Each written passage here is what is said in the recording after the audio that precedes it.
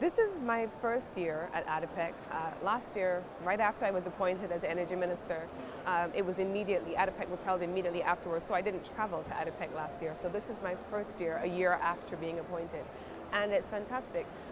Obviously, we came from the main meetings and then we had lots of bilateral meetings, and we have not had a lot of time to see all of the displays.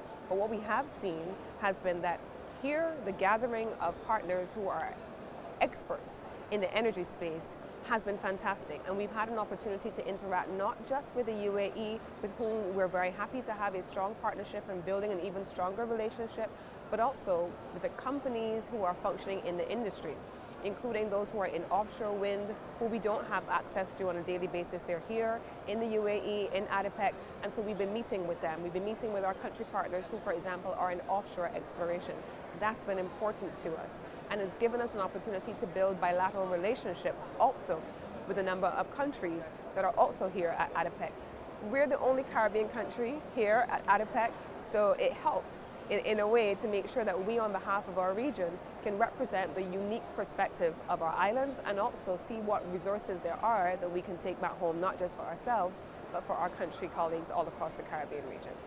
So with the UAE, we have signed a memorandum of cooperation agreement with the UAE just about 2 years ago, and it's a very broad-based agreement that helps us to look at a range of things. I am hopeful that in the very near future, we are going to be in a position to negotiate and to conclude additional agreements in specialized areas, from investment in particular, as well as energy cooperation in particular. Those are some of the priorities that we want to be able to work with the UAE on. There has been incredible collaboration so far between the partners. Dr. Sultan has been amazing. He has been exceptional. As you know, he was in Barbados just a few weeks ago, meeting with our Prime Minister and with our team. I had the privilege to meet with him also earlier this year in the margins of the IRENA Assembly when I was here in Abu Dhabi. And then we had your Sheikh in Barbados just last Friday.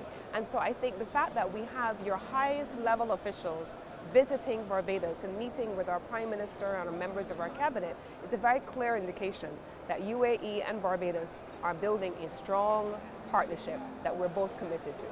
I think we're all very overwhelmed by what UAE has been able to accomplish. A traditional oil and gas giant now also leading the conversation on climate and simultaneously working together on the energy transition. I think that's a very credible position that the UAE is in at this point, because they're not just talking about it, they're doing and they're leading.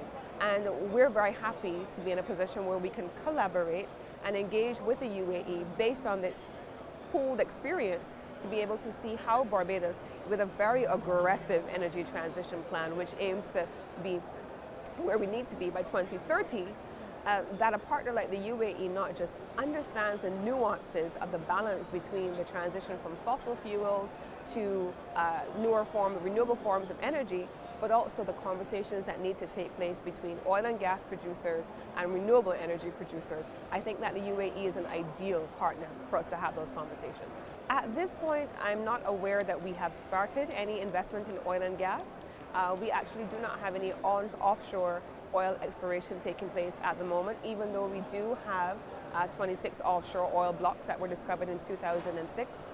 But the expectation is that we will have conversations about all kinds of things with the UAE in a broad range of sectors across the energy industry. And I'm looking forward to wrapping up some of those things during the course of today. We have meetings later today with your leadership, and we are looking forward to the outcomes of those engagements. More importantly as well, and perhaps what I can say in terms of the operationalization of our relationship, Barbados also established one of our newer embassies here in Abu Dhabi a few years ago. We have an ambassador based in the UAE. So we're not just saying that we welcome a partnership, we're operationalizing that by having a permanent presence right here in Abu Dhabi.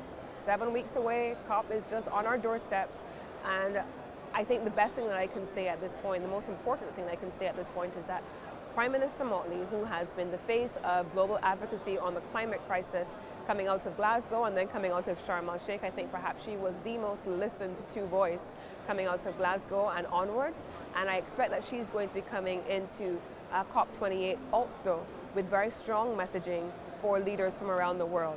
And a lot of that messaging is going to be focusing on outcomes and actions, not promises.